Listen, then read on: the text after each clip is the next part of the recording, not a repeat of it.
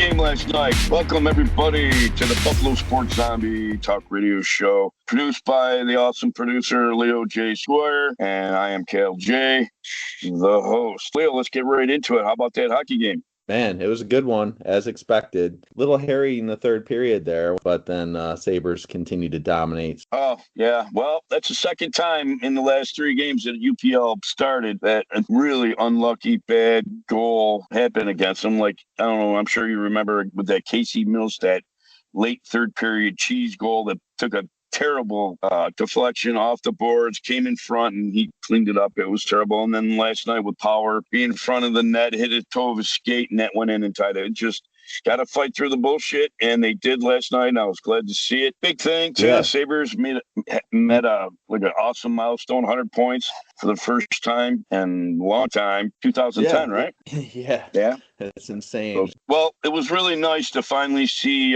Tuch get his game back. That's the first time in like 2 or 3 games, man. That, I don't know, ever since he caused that penalty against Anaheim, he's been on kind of a funk.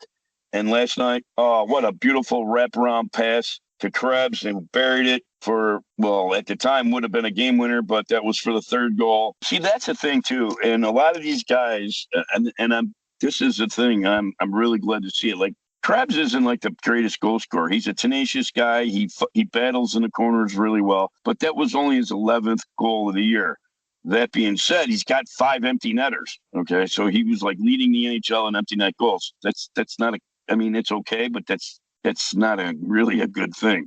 So he needs to be more like he did last night, in the right place at the right time, especially when he's playing with Tuch and Thompson, because Tuch and Thompson passes fucking phenomenal. He really does. And so does Tuch a lot of times. He just needs to find out, which he did last night finally, be in the right place at the right time and expect it, because that's been his problem. And these guys are throwing passes there in the past, and he's in the wrong fucking place.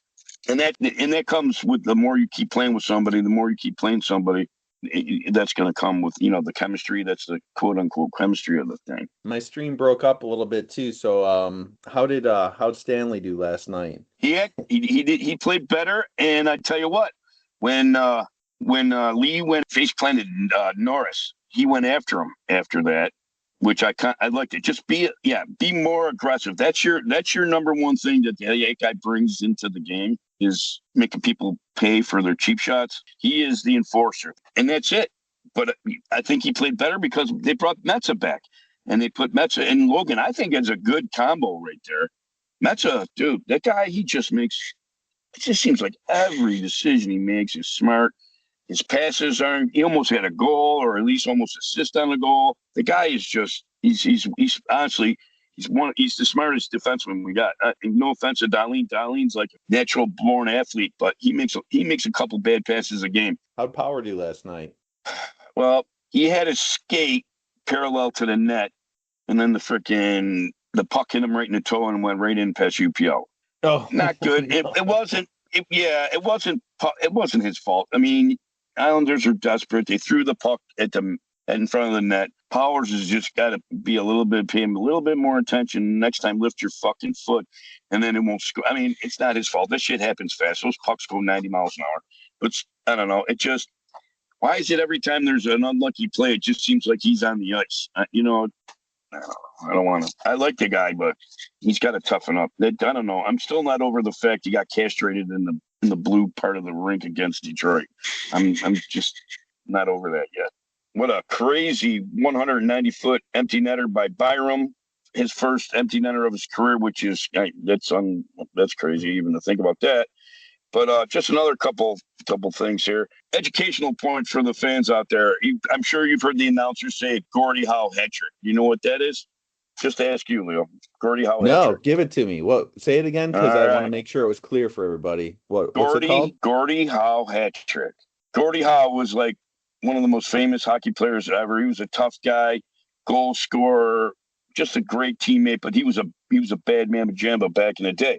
So you got to score a goal, you got to have an assist, and you got to have a fight. That's 1-1-1. That's a Gordie Howe hat trick. So if you hear that reference, which a lot of old-time announcers still use, that's what it is. So anyways, Tage Thompson had 2 out of the 3 last night.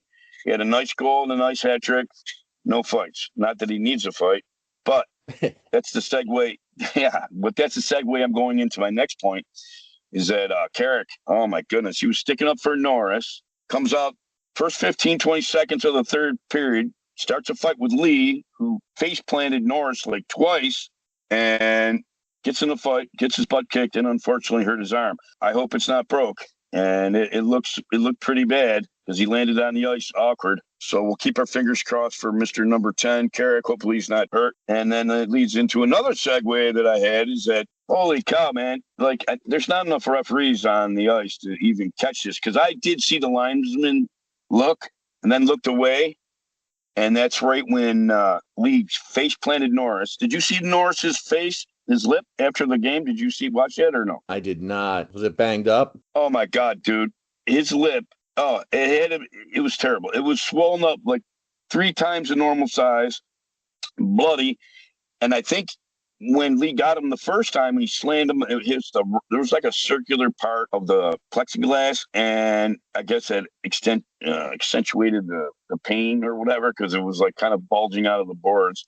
Then he hit him again. And then, like, basically grabbed his helmet. It was dirty, but thank God Norris had a great game anyways. He had 2 assists, but I think it should have been a penalty, but whatever. They missed it. They missed a lot. They need an extra ref on the ice to catch some of this nonsense. But yeah, Norris got face planted, and it was ugly. His lip, man, holy cow. It looks like stuck it in a cheese grater. I don't know. It was terrible. It was pretty ugly business. I don't know. Damn. After all, yeah. So that's it. We win. Right now, we're in first place. Tampa Bay's got a game in hand. They lost last night to the Canadiens, which is fortuitous for us. Unfortunately, Carolina won, so they're still at pace with the game in hand for the conference race. Yeah, that's when my stream cut out for a minute, and I missed some of the action there. But when I came back, I saw that one goal with the assist, and it was Thompson on the assist with Krebs, right? Am I getting that right? Yeah, no, that was Alex Tuch's number 89. Tuch went all the way around the backside and did like a blind. Yeah. Oh my goodness, 45-degree backward pass right on Krebs' stick. That was amazing. I'm glad he was in the right. It was, but that's what for me. That's the Tuch that I like the best. And when he's playmaking and everything else, I don't know. I think hopefully he's out of his little minor 3-game bad luck streak. But he looked good last night. Everybody did, really. It's just Islanders are a tough team. They're a really good close checking team, and they held this down and they did some good stuff. And they have some talent. But I'm glad our speed. It appeared like Tuch used his speed and really accentuated the weakness against their slowness against our speed. So looking forward to Ottawa game tomorrow, and that's a big game. We're going to Ottawa, so that's going to be a road game. I think sometimes the Sabres play better on the road than they do at home sometimes. I don't know. It's weird like that sometimes, It's like you get at home and they try to show off too much, and then they get frustrated. But at the home, man, they play like a machine on the road. I like that. I mean, they keep it basic, keep it simple, and then just produce. Yeah. All right. Yeah. 7:00 tomorrow, Canadian Tire Center. I'll definitely be trying to stream that and watch that. And looks like Senators are laying down the home chalk here, minus 170 on the money line. But if you want Buffalo's the underdog, you're getting plus 140 or so, depending on your book. So, total's been set at 5.5 goals with the over juice slightly at minus 135. Yeah, it's going to be another basic playoff game. I think the rest of the games out for the rest of the year, we just all consider them playoff games because all the teams that we play are fighting for a spot except for maybe 1 or 2. So we're going to get everybody's desperate game, and we just got to start playing that way ourselves. And then last night was a good start to our next run. So I think that's it for the Buffalo Sports Zombie Show. Yeah, any score predictions? That's what I'm looking for the Ottawa game. Yeah, I think that one's going to be a 3-2 game, and they usually play us pretty tight. But I'm going to say we're going to win in regulation, 3-2. Man, I'm going to go with that one. That sounds like a pretty good estimate to me. So, yeah, let's roll with that, and we'll close it down. Love to hear from anyone out there in Zombie Nation. If you got any predictions for the game or any feedback, we'd love to hear it. Sounds good. All right. Peace out.